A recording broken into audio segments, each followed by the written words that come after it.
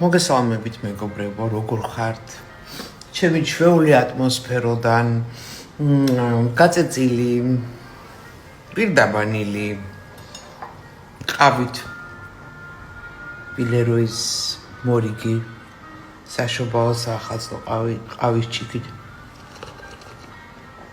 და რა თქმა უნდა ფილტრით. მეგობრებო, ჩვენ უნდა შევწყვიტოთ ტრამპის გინება. მთელი 4 წელი ისმოდა ტრამპის გინება სხვადასხვა ოპოზიციური არხებიდან, USAID დაფინანსებული გადაცემებიდან და ასე შემდეგ. მეგობრებო, ეხა ამერიკას იმდენი საქმე და პრობლემა გადასაჭრელი, რომ საქართველოს შეიძლება იყოს მე-100 რიგში. ანუ რას ნიშნავს ეს? ჩვენამდე მოვლენ, მაგრამ როდის? ამაშია საკითხი. ეს საკითხი. ამიტომ მე ვითხოვ რომელიმე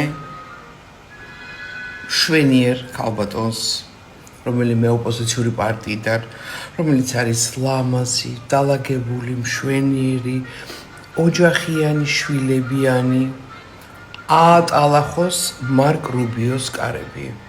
აატალახოს მარკ რუბიოს კარები.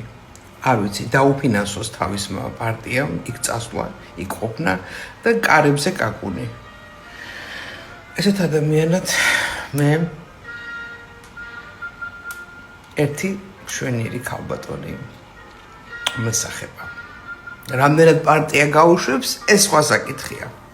მეგობრებო, ოპოზიციის იმედი მე არ მაქვს. სალომე ზურაბიშვილი სად არის? რა უთხრეს? რა ამბავი ჩამოიტანა? სად გაქრა ეს ქალი? ამოიღოს ხმა? აი ესე უნდა ვიდგეთ, აი მარკ რუბიოს კარებთან ფანჯრიდან, კარიბიდან გაგვაგდებენ, ფანჯრიდან უნდა შევიდეთ, ფანჯრიდან გაგვაგდებენ, რა ქვია, გასაღების ნაპრალიდან უნდა შევძურეთ, ფორტოჩკიდან უნდა შევძურეთ, აი ესე უნდა ვითხოვდეთ, რომ დროზე მოგვაქციეთ ყურადღება. სხვა გამოსავალი არ არის.